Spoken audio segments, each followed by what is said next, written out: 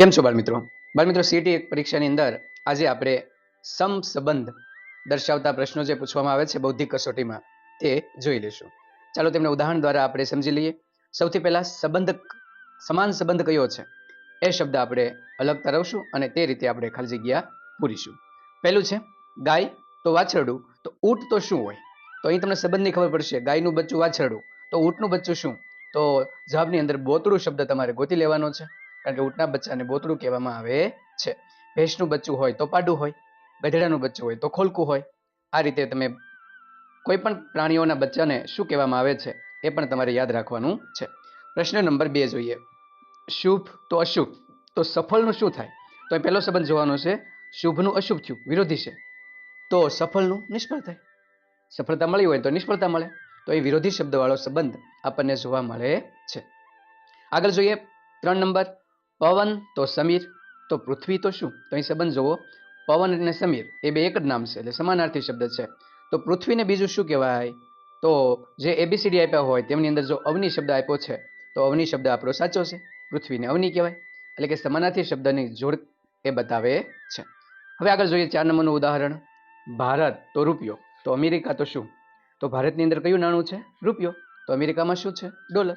તો ડોલર વાળો જવાબ આપણે સાચો મેળવવાનો છે. એટલે નાણાં આધારિત સંબંધ આપણને બતાવે છે. ચાલો હવે જોઈએ પ્રશ્ન નંબર 5. ખાંડ તો કે શેમાંથી બની? શેરડીમાંથી. તો મફલર શેમાંથી બન્યું? તો કે ઊનમાંથી. તો સાચો જવાબ છે ઊન.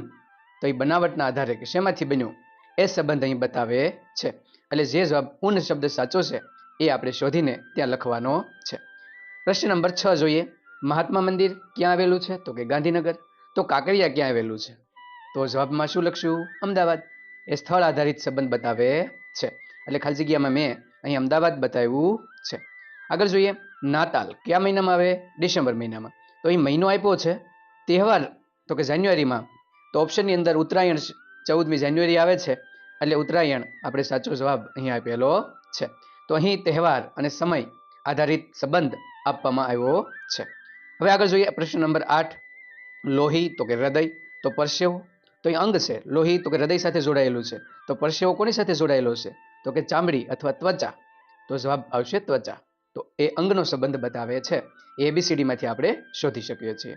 પ્રશ્ન નંબર 9 જોઈએ. શાહી તો પેપર, એટલે કે શાહીથી પેપર લખી શકાય છે. તો અહીં કાળું પાટિયું આપ્યું છે, તો કાળા પાટિયામાં શું આવશે? ચોક.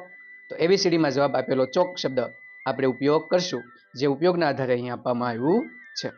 હવે આપણે જોઈએ અંતિમ 10મો સંબંધ. 10મા પ્રશ્નની અંદર શું છે તે જોઈ લઈએ. અહીં સંખ્યાવાળો સંબંધ છે. 4 તો 17, તો 7 તો શું? તો અહીં જવાબ 50 આવ્યો છે. તો કઈ રીતે આવે એ સંબંધ આપણે પહેલા જોઈ લઈએ. સૌથી પહેલા એ જોવાનું છે 4 નું 17 કઈ રીતે થયું? તો સંબંધ એવો પણ છે કે 4 ગુણ્યા 4, તો કે ચોકે ચોકે 16, અને 16ની અંદર 1 ઉમેરો એટલે જવાબ આવે છે 17. તો અહીં ગુણાકારની એક શૃંખલા આપણને લાગતી જોવા મળે છે. તો આ રીતે 17 થઈ શકે. તો એવી જ રીતે 7નું કરીએ તો સૌથી પહેલા 7 ગુણ્યા 7 એટલે કે 7 સતીઓ 49. એની અંદર 1 નાખશું એટલે 50. તો ઓપ્શનની અંદર જે જવાબ છે 50 એ આપણો સાચો બને છે. તો આ રીતે આપણે સંબંધ શોધવાનો છે કે 4 બરાબર 17 કઈ રીતે આવ્યા છે. તો એના આધારે આ જવાબ આપણને સરળતાથી મળી જશે. એટલે સોકે સોકે 16 વત્તા 1 બરાબર 17. તો એવી રીતે 7 સતીઓ 49 એની અંદર 1 એટલે 50. તો આ રીતે આપણે સંબંધ બતાવતા શબ્દો મેળવી અને ખૂબ મજા આવે એવું આ એકમ છે. તો સીટીની અંદર સંબંધ જ્યારે આવશે ત્યારે તમને બધા જ દાખલાઓ સરળતાથી આવડી જવા જોઈએ. જો અહીં દાખલા મેં તમને સ્વાધ્યાયના મૂક્યા છે. તમારે અહીં વિડીયો અટકાવવાનો છે અને બધા જ પ્રશ્નોને જોઈ જવાના છે. જો ઇજનેર તો મશીન, તો ડૉક્ટર તો શું? તો કોની સાથે જોડાયેલા હોય? હા, તો ઇજનેરની પાસે મશીન હોય, તો ડૉક્ટરની પાસે શું હોય? તો કે દવા. તો એ રીતે આપણે જવાબ મેળવવાનો. સૂર્ય તારો છે, તો પૃથ્વી શું છે? તો કે ગ્રહ. તો આ રીતે તમે સરસ રીતે જવાબ આપી શકશો. ત્યાર પછીના વધારાના પ્રશ્નો પણ જોઈ લઈએ. ચાલો અહીં પણ વિડીયો અટકાવી દો અને આ બધા જ પ્રશ્નો છે એના જવાબ તમે મેળવી લો. જ્યાં સુધી તમારા પ્રશ્નો ન જોવાઈ જાય ત્યાં સુધી વિડીયોને સ્ટોપ કરી દેવાનું છે, એને અટકાવી દેવાનું છે અને બધા જ પ્રશ્નોના જવાબ મેળવવાના છે. જો એક વધારે પ્રશ્ન આપણે જોઈ લઈએ. વિમાન તો પાયલોટ, તો બસની અંદર શું હોય?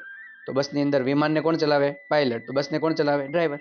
મુસાફર ન ચાલે, સ્ટેન્ડ ન ચાલે, સીએનજી ન ચાલે, કારણ કે ચલાવનારની વાત છે એટલે સંબંધ સીધો ચલાવનાર સાથે છે એટલે જવાબ ડ્રાઈવર આવે. તો આ રીતે તમે બધા જ પ્રશ્નો તમે સરળતાથી ઉકેલ મેળવવાનો પ્રયત્ન કરવાનો છે. જો 37નો પ્રશ્ન જુઓ, નાનો અર્થ આપ્યો છે દળ તો ગ્રામ. તો પ્રવાહી માટે બે હોય, લીટર હોય અને મિલીલીટર હોય. સેમી અને કિલોગ્રામ એ તો નહીં આવે. તો અહીં દળ માટે નાનો એકમ ગ્રામ વાપર્યો છે. તો અહીં આપણે પ્રવાહી માટે નાનો એકમ શું આવશે? મિલીલીટર. એટલે બી જવાબ આવશે. 37ની અંદર જવાબ બી છે. જુઓ, જવાબની અંદર પણ બી છે.